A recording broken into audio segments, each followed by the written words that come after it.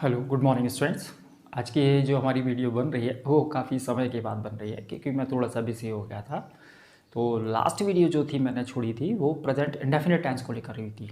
तो प्रेजेंट इसमें टेंसेस की सीरीज़ चल रही है जैसे कि आप लोग जानते हैं, और इसमें प्रेजेंट इंडेफिनिट टेंस हो चुका है और आज जो स्टार्ट करेंगे वो पास्ट इंडेफिनिट, उसके बाद फ्यूचर इंडेफिनिट। अब कुछ स्टूडेंट्स की प्रॉब्लम होती है कि वो indefinite, continuous, perfect, perfect continuous इस सीक्वेंस में पढ़ते हैं, लेकिन मैंने देखा है कि बच्चा इससे सीख नहीं पाता है।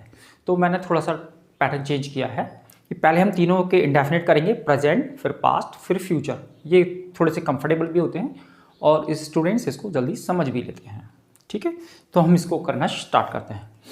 तो पास्ट ये होता क्या है, पहले मैं इसके बारे में थोड़ी सी जानकारी दे दूं। वैसे तो आप लोग सब जानते ही हैं कि पास्ट का मतलब वही भूतकाल होता है। पास्ट का मतलब होता है जो निकल गया, गुजरी बात को बताना, दैट्स ओके, है ना, ये सभी जानते हैं। तो इसके बारे में मैं नहीं बताऊंगा, मैं सीधा पॉइंट पर आता हूँ।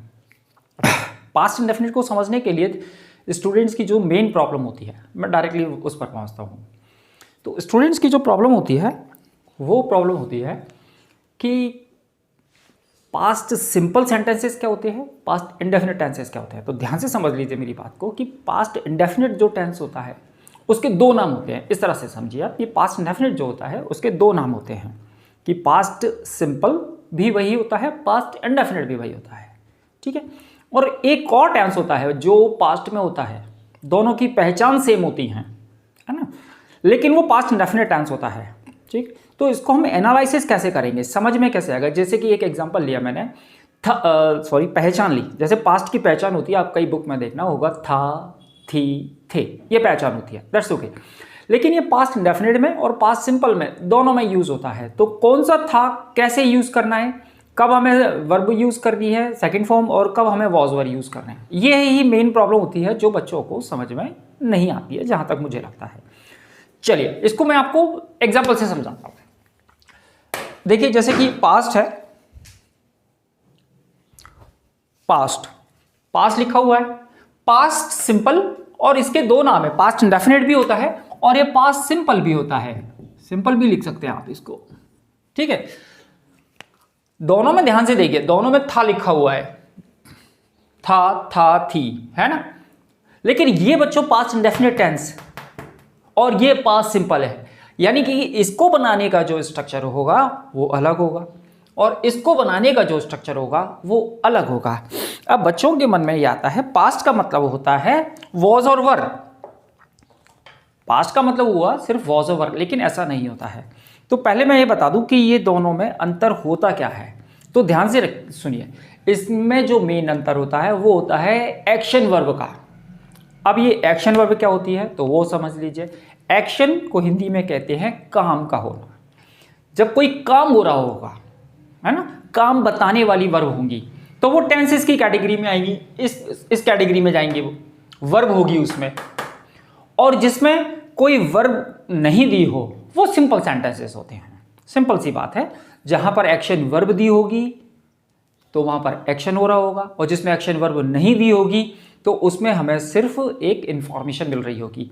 अगर कुछ बच्चे समझ सकें तो जो सिंपल सेंटेंसेस होते हैं ना, उसके लिए ये वर्ड होते हैं सब्जेक्ट कॉम्प्लीमेंट। अगर बच्चा समझता हो, मैं बिल्कुल बेसिक से, जैसा मैंने आपको बताया हुआ है कि बिल्कुल बेसिक से स्टार्ट करूंगा, तो इसलिए मैं कॉम्प्लिकेटेड ग्रामर के वर्ड यूज़ नहीं करता हूं। जैसे सब्जेक्ट कॉम्प्लीमेंट, ऑब्जेक्ट कॉम्प्लीमेंट, अगर ये वर्ड मैं यूज़ करने लगूंगा तो कई बच्चे ऐसे होते हैं वो ये जानते ही नहीं है कि सब्जेक्ट कॉम्प्लीमेंट होता क्या है। तो मैं सीधी सी बात बता दूंगा आपको, जब पास्ट में हमें कोई इंफॉर्मेशन दी जाए, यानी कि सब्जेक्ट ही खुद कुछ हो, है ना। जैसे मैं कल ऑफिस में था, सेंटेंस को समझने की कोशिश करें, हम एग्जाम्पल से समझते हैं। सिंपल सेंटेंस के एग्जाम्पल कुछ इस तरह के होंगे, मैं कल ऑफिस में था। पास्ट इंडेफिनिट का एग्जाम्पल कुछ इस तरह से होगा, मैं कल ऑफिस जा रहा था। ये एक्शन वर्ब आ गई, यहां पर काम होने लगा, एक्शन होने लगा, यानी कि काम हो रहा था, मैं ऑफिस जा रहा था। और इसमें ध्यान से देखिए, मैं कल ऑफिस में था, मैं ऑलरेडी ऑफिस में था, यहां कोई काम नहीं हो रहा, we are just getting an information about मैं। सेकेंड वन, वह बहुत मेहनती था, यहां कोई काम हो रहा है क्या, नहीं, कोई काम नहीं हो रहा है। इस वाले को देखो, वह बहुत मेहनत कर रहा था, मेहनत करना ये वर्ब हो गई। ठीक है, ये मैंने आपको हालांकि ये पास्ट सिंपल वाले जो है मैं वीडियो पहले ही बना चुका हूँ इसकी, लेकिन जो बच्चों ने कहा कि सर ये प्रॉब्लम हो रही है तो वो मैं फिर से एक बार बता रहा हूँ, ठीक है, ध्यान से समझ लें सभी लोग। थर्ड वाला, तुम लड़ाकू थे या तुम्हारे बारे में बताया जा रहा है भाई, तुम लड़ाकू थे और इसमें तुम लड़ रहे थे। यहां पर तुम एक एक्शन कर रहे थे और वो एक्शन था लड़ने का काम कर रहे थे।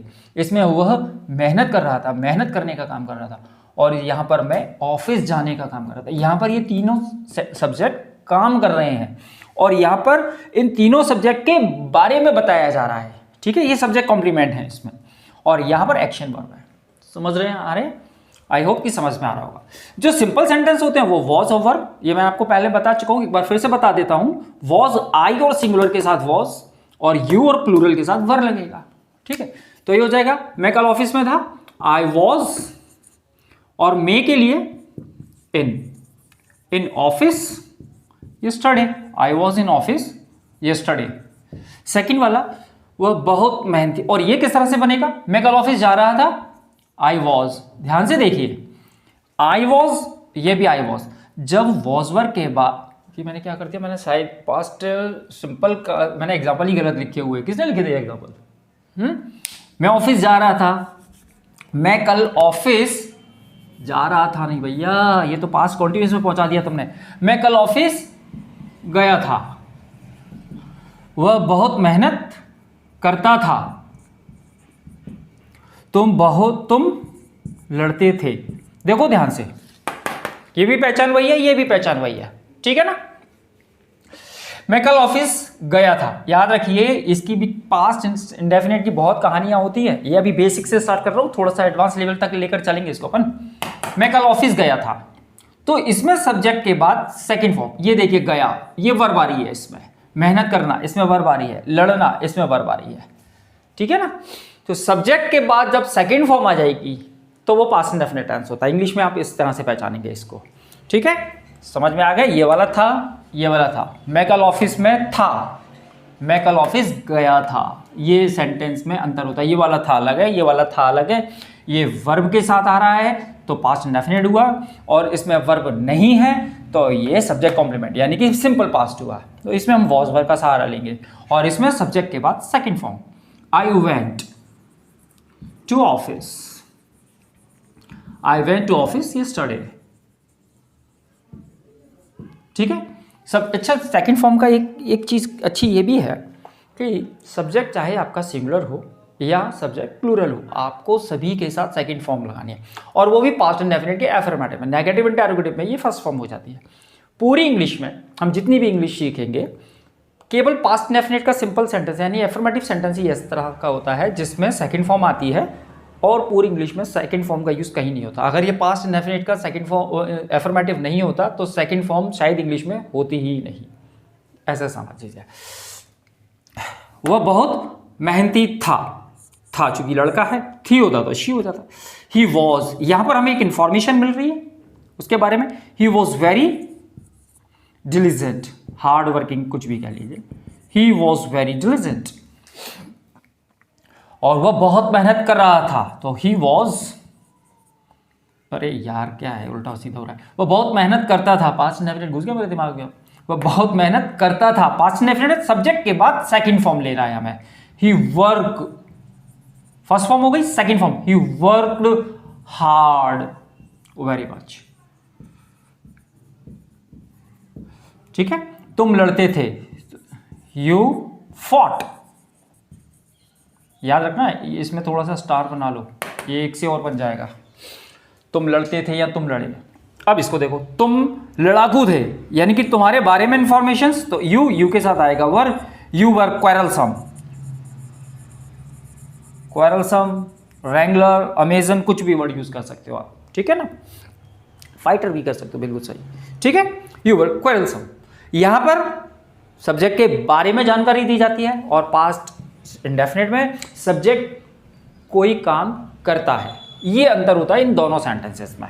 आई होप कि समझ में आ रहा होगा। हालांकि इसको मैंने आपको पहले की वीडियो में भी एक्सप्लेन किया हुआ है, आप उसमें जाकर डिटेल्स देख सकते हैं। तो पास्ट इंडेफिनिट का ये स्ट्रक्चर होता है। पास्ट इंडेफिनिट को, इस पास्ट इंडेफिनिट के स्ट्रक्चर को और अब थोड़ा सा डिटेल्स में पढ़ते हैं। ये मैंने आपको वॉज वर्ब के साथ एक्सप्लेन किया था, ठीक है ना। अब इसको मैं थोड़ा सा हटा रहा हूँ क्योंकि ये मुझे तभी क्लियर कर पाऊंगा मैं इसको। अब आप देखिए पास्ट इंडेफिनिट अब स्टार्ट करते हैं। ये पास्ट इंडेफिनिट का बेसिक था बच्चों, जो मैंने आपको वॉज वर्ब के साथ जो प्रॉब्लम हो रही थी वो बता दिया कि पास्ट इंडेफिनिट कैसे यूज करना है और इसको कैसे यूज करना है और ये कैसे अलग होता है। देखिए पास्ट इंडेफिनिट, अब इसके बारे में चर्चा करते हैं। पास्ट इंडेफिनिट का यूज कहाँ करते हैं? जो गुजर गया है, गुजरी हुई बात को प्रेजेंट में फिर से बताना, वही पास्ट इंडेफिनिट टेंस होता है। पास्ट इंडेफिनिट की पहचान को समझ लीजिए। इसकी जो पहचान मैं लिख रहा हूं उसको थोड़ा सा ध्यान से देखिएगा आप। देखिए ता था, अब ये जनरली बुक में दिया रहता है ता था ती थे, है ना ये, लेकिन इसमें मैं थोड़ी सी 3 चीजें और ऐड करूंगा। जैसे एक ले लीजिए आप आ का डंडा, एक ले लीजिए आप ई की मात्रा और ए की मात्रा। ए पास्ट जो बीत गया है, ये जो तीनों था आएंगे ना, इन तीनों मात्राओं के साथ आएंगे।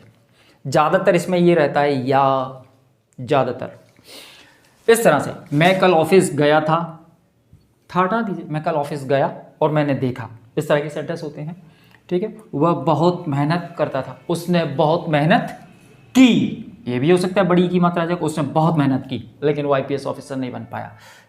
तुम लड़ते थे, अब ये जरूर नहीं है तुमने उससे बहुत लड़ाई लड़ी, बहुत लड़ाई लड़ी बड़ी की मात्रा आ गई। ठीक है, हमने कल एक नया मोबाइल फ़ोन खरीदा, ये आया इस तरह के सेंटेंस। तो याद रखिए ये जरूरी नहीं होता है कि पास्ट इंडेफिनिट के टेंस में आपको था वर्ड मिलेगा ही। ये जनरली पास्ट इंडेफिनिट का जो टेंस होता है ना, इसमें था जनरली रेयर केस पे मिलेगा, होता ही नहीं है। जनरली ये 3 मात्राएं मिलेंगी, आ ई और ए की, जो ये बताएंगी कि काम हमारा हो गया है, काम हो गया है, ये बताएंगी। याद रखिए एग्जाम्पल से समझते हैं इसको हम। जैसे मैंने लिखा उसने मेरा मोबाइल तोड़ दिया, उसने मेरा मोबाइल तोड़ दिया। एक और देखिए, कल इंडिया बहुत बुरी तरह से हार गई, बुरी तरह से हार गई। ठीक है, अब इसको समझ लीजिए। इंडिया नहीं यार, ऑस्ट्रेलिया लिखो, मेरा मन नहीं करेगा उसके लिए। ऑस्ट्रेलिया हारी थी ना, ऑस्ट्रेलिया भी तो हारी थी कल ऑस्ट्रेलिया बहुत बुरी तरह से हार गई। अब इसको ध्यान से देखिए, निकली हुई बात है उसने मेरा मोबाइल तोड़ दिया, यानी कि ये एक्शन हो चुका है और जो एक्शन पास्ट में शुरू होता है पास्ट में ही खत्म हो जाता है, वो पास्ट इंडेफिनिट टेंस हो जाता है। इंग्लिश में कैसे? हिंदी में तो आपने ये पहचान लिया।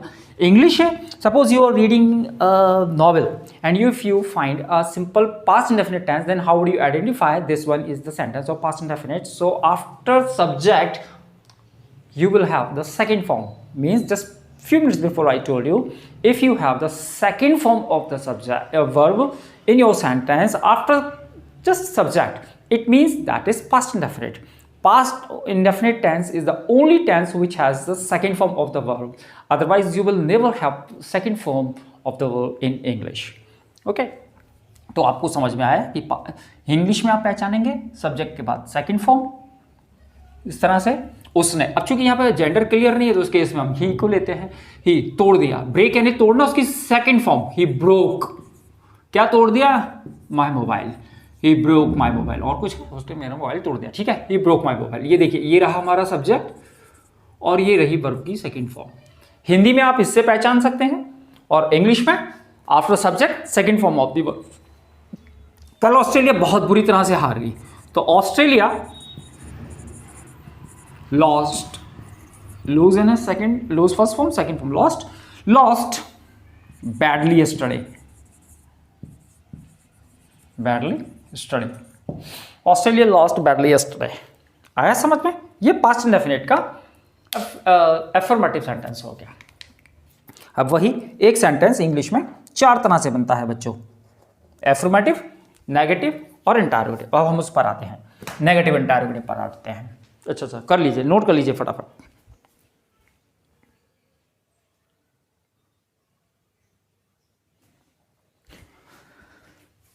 ये वाला तो कर लिया होगा।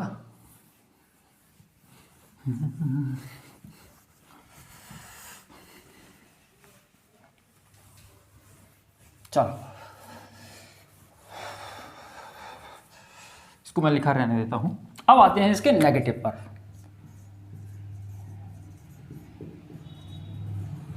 Not negative, negative, okay, that is negative.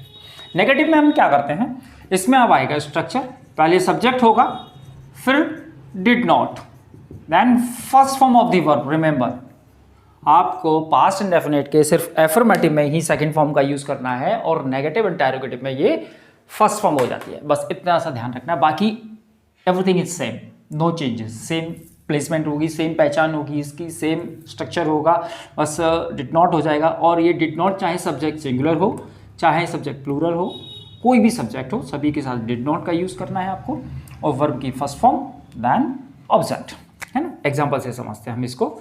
जैसे मैंने लिखा कल सचिन मैच नहीं खेला। देखिए एक्शन वर्ब दी होगी सभी में, है ना, काम नहीं किया ये उसका। तो सबसे पहले सब्जेक्ट सचिन। हाँ, कुछ बच्चे ये भी पूछते हैं सर यहाँ कल से स्टार्ट हो रहा है तो हम कल यहाँ पहले लिख सकते हैं, लेकिन यस्टरडे लिख सकते हैं यहाँ पे, लेकिन फिर आपको ये ध्यान रखना है यस्टरडे लिख दिया तो फिर यस्टरडे के बाद कॉमा लगेगा। In case of spoken English that's everything okay, whatever you can use, it doesn't matter whether you use comma or, because while speaking you want speak sir you have to use comma also in my sentence. Not, आपको लिखने की भी मैं बता रहा हूँ कि अगर आपने यहाँ स्टडी किया तो उसके बाद आपको कॉमा लगाना होगा, ठीक है। अदरवाइज ये जो टाइम बताने वाले वर्ड होते हैं, these are known adverb of time and which are written in the last of the sentence, ठीक है। सचिन मैच नहीं खेला, Sachin then second form, Sachin did not, then first form खेला, वर्ब लास्ट में होती है, प्ले, बस ये ध्यान रखना है। Sachin did not play, not played, okay. Sachin did not play the match yesterday, Sachin did not play the match yesterday, ठीक है। अगर ये इस तरह से होता, नहीं वर्ड नहीं दिया होता, कल सचिन मैच खेला, तो फिर हम यहां से इसको हटा देते डिड नॉट को और इसको सेकंड फॉर्म कर देते, सब्जेक्ट के बाद सेकंड फॉर्म, तो ये हमारा ये बन जाता, एफर्मेटिव बन गया, कल सचिन मैच खेला, इस तरह से, ठीक है। और इंटरोगेटिव पर आ जाओ। अब इसी का जैसे हमें इंटरोगेटिव करना है तो इंटरोगेटिव में क्या करते हैं हम, इंटरोगेटिव दो प्रकार के होते हैं, ठीक है ना, इंटरोगेटिव फर्स्ट और इंटरोगेटिव सेकंड। इंटरोगेटिव फर्स्ट में आपको हेल्पिंग वर्ब को पहले लिख लेना है, ये हेल्पिंग वर्ब पहले आ जाएगी, मतलब ये दोनों एक दूसरे की जगह पर आ जाएंगे बस। और हिंदी का सेंटेंस क्या से स्टार्ट होने लगता है, इंटरोगेटिव मतलब प्रश्नवाचक, ठीक है ना। तो प्रश्न दो प्रकार से किए जाते हैं, एक क्या से स्टार्ट, हिंदी में समझें पहले, तो इंटरोगेटिव दो प्रकार के होते हैं, एक क्या से स्टार्ट होते हैं और दूसरे सेंटेंस वो होते हैं इंटरोगेटिव जो क्वेश्चंस वर्ड आते हैं, WH वर्ड भी कहते हैं जैसे हम, ठीक है ना, सेंटेंस के बीच में आते हैं। तो एक एक करके समझते हैं इंटरोगेटिव को। ऐसा कीजिए, यहाँ पर आप लिख लीजिए, आपको कन्फ्यूजन नहीं होगा। Interrogative,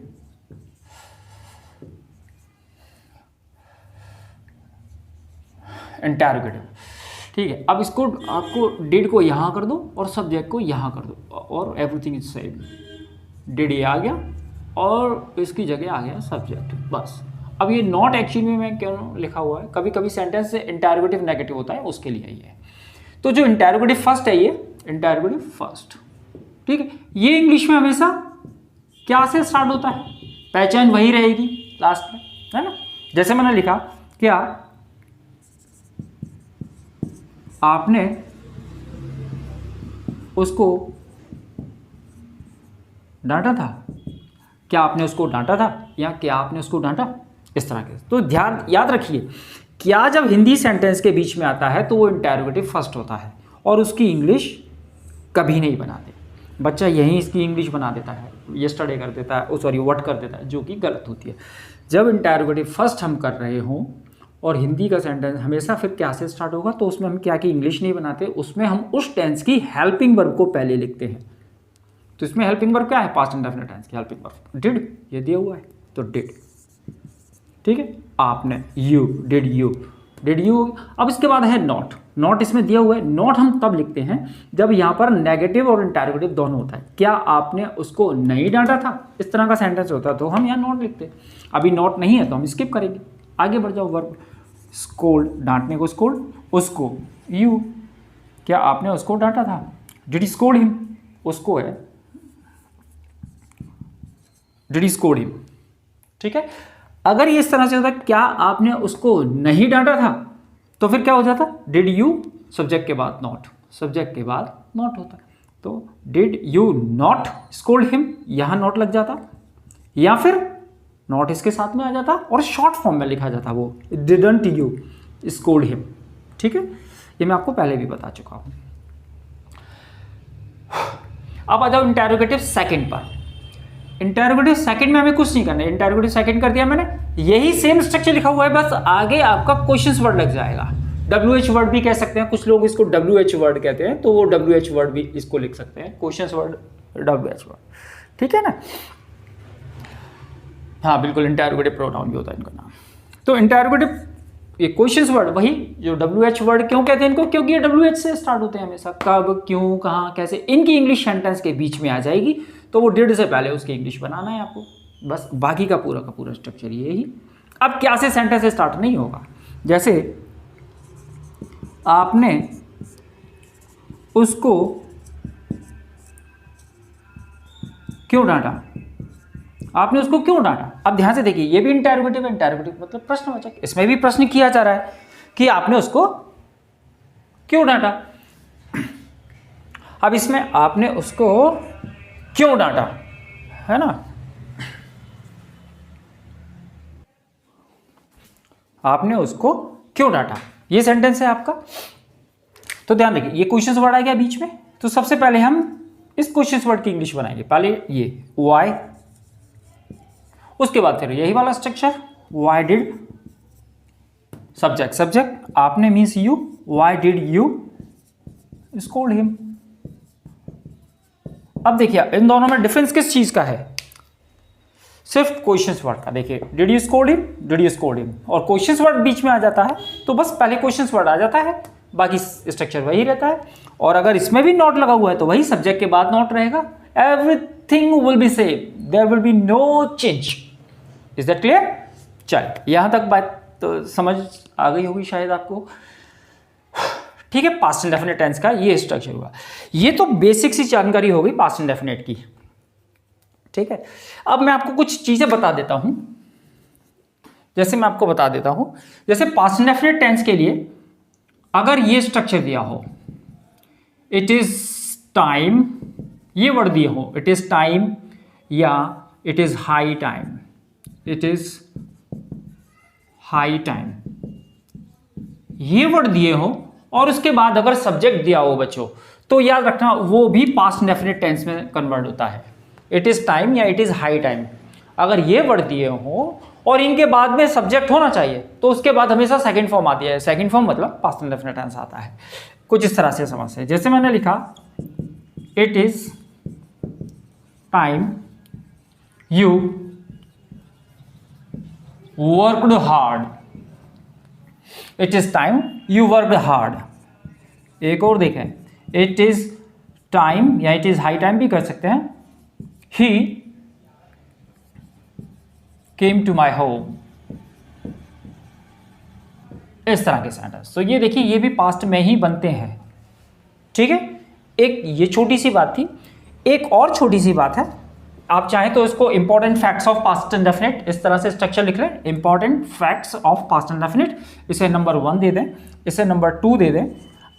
if you find these words yesterday, ago, last, past, अगर आपको हिंदी के सेंटेंस इंग्लिश के सेंटेंस में ये वर्ड मिलते हैं, यस्टरडे, अगो, लास्ट और पास्ट, ये लास्ट से मतलब समझ गए, लास्ट और पास्ट से, last year, last hour, last month, last week, कुछ भी हो सकता है, same past, past year, past month, ठीक है ना, इस तरह के। तो यहाँ पे हम कोई सा भी लास्ट हो तो वो भी सेंटेंस हमेशा पास्ट इंडेफिनिट में ही बनता है। जैसे ये देखिए, यस्टरडे का ये मैंने लिख ही दिया हुआ है, पहले से लिखा हुआ है ना, Sachin did not play the match yesterday, है ना, ये यस्टरडे का समझ लीजिए। अगो का देखिए, अगो वाले को थोड़ा सा अच्छे से समझ लीजिए, जैसे मैंने लिखा he has come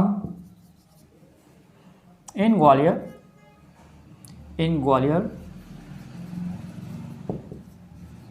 2 years ago। Generally लोग स्पीकिंग में ऐसे ही बोलते हैं, he has come in Gwalior 2 years ago। वह ग्वालियर, अब इसको हिंदी में भी अगर ट्रांसलेट करें ना तो बिल्कुल सही जा रहा है, वह ग्वालियर में 2 साल पहले ही आया है ना।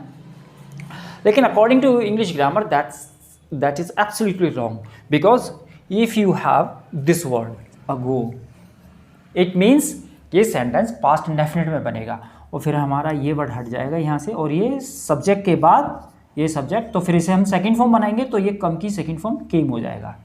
ही केम इन ग्वालियर 2 years ago, ठीक है।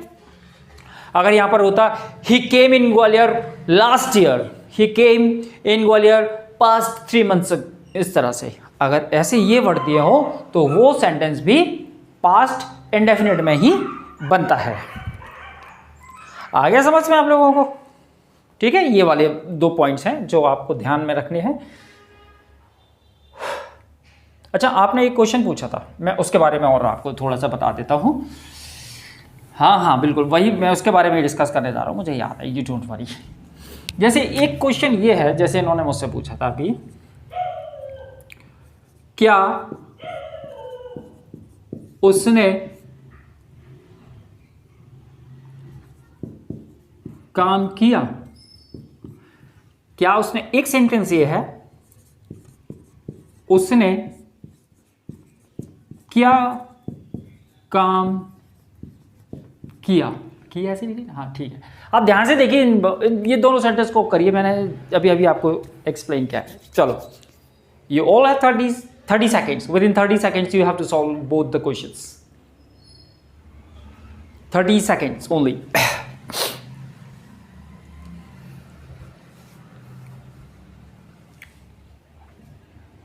चलिए देखिए, अब इसको देख लीजिए। इंटरोगेटिव फर्स्ट है ये।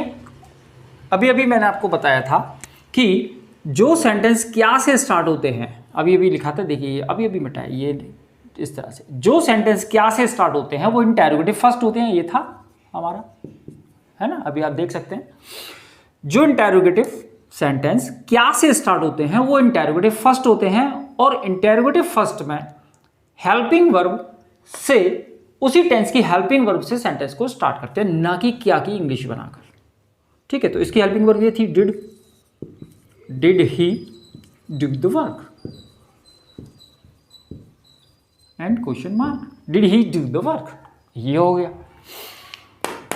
अब इसमें आ जाओ, मैंने ये भी बताया था जब क्या स्टार्टिंग में होता है तो उसकी इंग्लिश नहीं बनाते, लेकिन अब ये क्या बीच में आ रहा है, तो ये जो क्या हुआ वो ये वाला हो गया, क्वेश्चंस वर्ड वाला आ गया। ये अब क्वेश्चंस वर्ड है, और क्वेश्चंस वर्ड जब आता है तो उसकी इंग्लिश सबसे पहले बनाते हैं। ये डिड से पहले क्वेश्चंस वर्ड की इंग्लिश बनेगी। अब यहाँ पर ये वाला क्या अलग है, ये वाला क्या अलग है, ये इंटरोगेटिव बताने वाला क्या है, ये क्वेश्चंस वर्ड वाला क्या है। ठीक है, तो इसकी इंग्लिश बनेगी व्हाट, ये हो गया। उसके बाद डिड, व्हाट डिड, उसने क्या काम किया, व्हाट। अब यहाँ पर मालूम है एक कहानी और हो गई।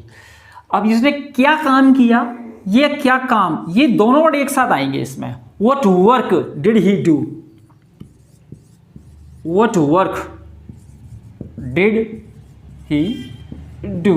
अब इसमें ये चीज होगी, ये क्वेश्चंस वर्ड मान लीजिए आप, ये क्वेश्चंस वर्ड हो गया, ये उसका हेल्पिंग वर्ब हो गया, ये सब्जेक्ट हो गया, फिर वर्ब की फर्स्ट फॉर्म हो गई।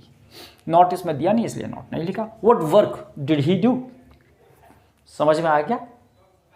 ठीक है, नहीं आया? इसको, ये वाला वर्ड आपको परेशान कर रहा है, इसको हटा दो। चलो लो, अब आ जाओ। क्या उसने किया तो क्या हो जाएगा, डिड ही डू, ये हटा दिया मैंने, question mark, did he do. ठीक है, इंटरोगेटिव फर्स्ट बना ये। अब इसमें आ जाओ, उसने क्या किया, ये लीजिए, एक तो मैंने क्या ओवर राइटिंग कर दी तो ज़्यादा गुचो हो गया।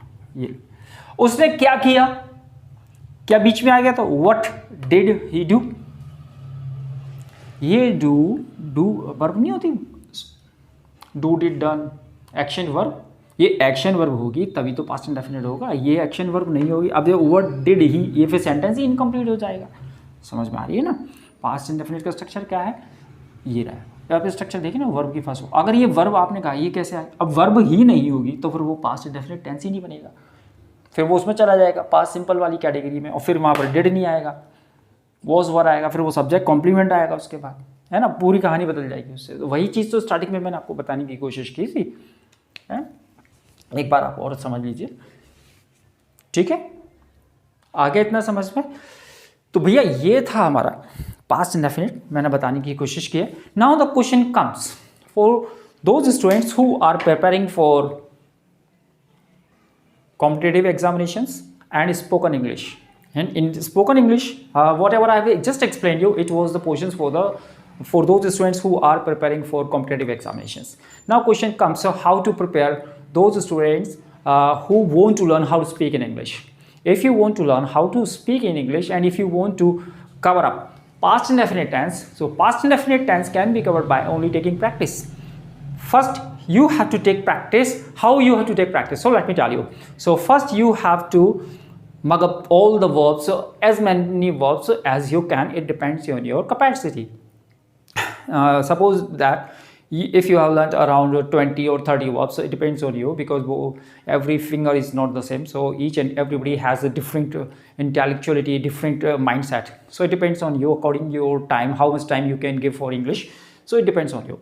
So but at least 20 minutes I think you must find out to improve your English, only 20 minutes. And if you find out only 20 minutes in a day, that's enough for all. I think that's too much, 20 minutes. Remember, you have to learn first verbs, and you have to use those verbs in your own sentences. You have to write the sentences in your copy. First you have to write also. Yes, I always advise my all students to write also, because while writing you will understand where you have to use this first form, where you have to use the second form, and where you have to use the helping verb. Everything will be in your mind, and while speaking English, the sentence will automatically rise in your mouth. So I advise my each and every students to write at your home. तो कोशिश करिए कि आप पहले हिंदी में लिखें sentences को, और जो आपने सेंटेंसेस लिखे हुए हैं उसकी फिर आप ओरल प्रैक्टिस भी करें. Remember, without oral practice none of the students can learn how to speak in English. If you want to learn how to speak English, you will have to speak English, speak. That's all. And there is not any other short way, because I don't have any capsule course और ये course वो course, पता नहीं कौन से course होते हैं. English जब तक आप बोलेंगे नहीं, आप नहीं सीख पाएंगे बच्चों. ठीक है, बहुत से लोग कहते हैं कि आप ये वाली सेंटेंस कर लीजिए और इंग्लिश आपकी मुट्ठी में. ये मुट्ठी कोई मुट्ठा कुछ नहीं होता, फालतू की बातें होती है. सिर्फ प्रैक्टिस करेंगे आप, है ना. मैं उटपटांग फिजूल की बातें नहीं करता हूँ, सीधी आप प्रैक्टिस करिए. प्रैक्टिस नहीं कर रहे आप तो मैं आपको बता दूँ कि आप इंग्लिश नहीं सीख पाएंगे, कभी नहीं सीख पाएंगे. इसलिए सिर्फ और सिर्फ एक ही प्रैक्टिस. अब आती है बात कि प्रैक्टिस कैसे करें, तो वो मैंने आपको बता दिया. आप जितनी वर्ब हो सके अपने समय के अनुसार आप निकालें. बेशक आप 3 वर्ब निकालें पर डे की, 3 वर्ब निकालें, उसके फिर सेंटेंस बनाइए. जैसे आपने पास्ट इंडेफिनिट सीखा, और उसकी फिर ओरल प्रैक्टिस करिए. आप ज़्यादा नहीं कर सकते, अकेले में करिए, है ना. सबके सामने करने में प्रॉब्लम है, आप अकेले में करिए, कैसे भी करिए, लेकिन प्रैक्टिस करिए. अगर आपको इंग्लिश सीखना है तो भाई प्रैक्टिस करना पड़ेगी. और अगर ऐसा होता है कि जैसे एक ही रूम में 2 लड़के रह रहे हैं, 2 फ्रेंड रह रहे हैं, आप कंपनी है आपके पास, कोई जिसको इंग्लिश बोलना आती है, या दोनों ही लर्नर हैं, तो बहुत ही अच्छी बात है. एक दूसरे की मदद करिए, एक दूसरे को सेंटेंस दीजिए. Oral practice, without oral practice कभी नहीं होता. ऐसा कभी नहीं होता कि आप ये वाली फ्रेजेज याद कर लो और ये पर डे के 100 सेंटेंस याद कर लीजिए, है ना. अब उसमें 100 सेंटेंस में लिखा हुआ है सुबह गुड मॉर्निंग, आप शाम को मिल रहे हो तो किसी से, तो क्या आप ये कहोगे भैया गुड मॉर्निंग. सोचने वाली बात है. आप करिए, याद करिए. इंग्लिश इतनी सरल है, लेकिन इतनी भी सरल नहीं कि कोई भी इसको आया हलवा समझ के खा लेगा. इतनी भी सरल नहीं है. सरल है, बिल्कुल सरल. और इंग्लिश सब्जेक्ट नहीं है, लैंग्वेज है भाई. जिस तरह से हम बचपन में पैदा हुए, हम हिंदी घर में हमें बोले तो किसी ने सिखाया क्या? नहीं, हम माहौल से सीखे, बोलने से हमें आने लगी. उसी तरह से इंग्लिश है. आप बोलने की प्रैक्टिस करिए, प्रैक्टिस ज़रूर करिए. आप पर डे का जितना ज़्यादा हो सकेगा, आप जितना ज़्यादा हो सके आप उतनी बोलने की कोशिश करिए. क्योंकि ज़्यादा आप बोलोगे the more you will speak, the more you will learn. It depends on you कि आप कितना समय इंग्लिश को दे पा रहे हैं. और अगर आप इंग्लिश को रेगुलर मैं समझता हूँ आधे घंटे भी रोज बोलने की प्रैक्टिस कर रहे हैं ना, dear you just take it for granted within 1 week, I am not saying 1 year, 1 week you will find a sea change in yourself. After a week you will find that yes, I am improving my English and my sentences are coming out automatically from my mouth. But for this all you will have to take practice. I hope कि मैं आपको अपनी बात समझा पाया होऊंगा. कोई भी डाउट्स है, कोई भी कन्फ्यूजन है तो आप मुझे कमेंट बॉक्स में लिख सकते हैं. जय हिंद.